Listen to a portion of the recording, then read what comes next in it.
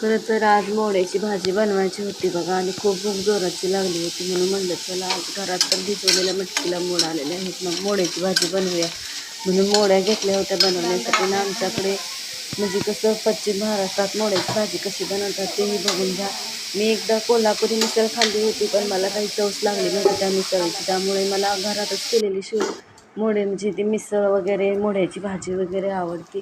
बघा मी कांदा चिरून घेतलेला आहे, आणि कांदा चिरलेला मस्त त्याला तांबूस रंग येऊस्तर भाजून घेतला. त्यात कढीपत्ता तेल वगैरे टाकून फोडणी दिल्या, आणि थोडंसं मीठ टाकून परतून घेतले. चांगल्या मोड्या चांगलं पाणी त्याला तेल पाणी सुटूस्तर चांगल्या परतून घेतल्यानंतर चांगल्या ही करून घेतल्या. आणि आमच्याकडं कसं काल भाजीसाठी घाटी मसाला बनवला जातो, त्यामध्ये कसं सगळं धने जिरे सगळा गरम मसाला वगैरे बनवून घाटी मसाला बनवला जातो, त्यामुळे आम्हाला बाकीचे काही मसाले टाकण्याची गरजच नसते.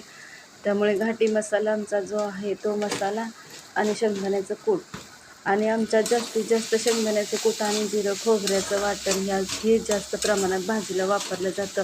काळा मसाला पिवळ्या मसाल्यासाठी वेगवेगळा मसाले तयार केले जातात, असं काही नसतं. आता हे शेंगदाण्याचं कूट टाकलेलं आहे बघा. हे शेंगदाण्याचं कूट टाकल्यानंतर चांगला हलवून घ्यायचं, आणि कोथिंबीर बारीक चिरून मी एका ताटात पाणी करून घेतलं आहे. का तर कोथिंबीरीचा सगळा बारीक करून घेतले, थोडीशी रस उतरावा त्या भाजीमध्ये, म्हणून ते पाणी मी भाजीत ओतून दिलं आणि मस्त भाजी हलवून घेतली बघा. आता आपल्याला हवं तेवढं भाजी शिजण्याजोगं पाणी ओतलं, आणि जरा रसरशीत असली म्हणजे खायला पण चांगली लागते, म्हणून तेवढंच थोडंसं पाणी टाकून हलवून घेतली. आणि आता बघा ही भाजी शिजल्यानंतर ह्याची अशी तरी येते, आणि ह्याच्यात फरसाणा वगैरे टाकून चपातीसोबत किंवा पुरीसोबत मस्त छान लागते. पावासोबत जशी पाहिजे तशी आपण खाऊ शकतो.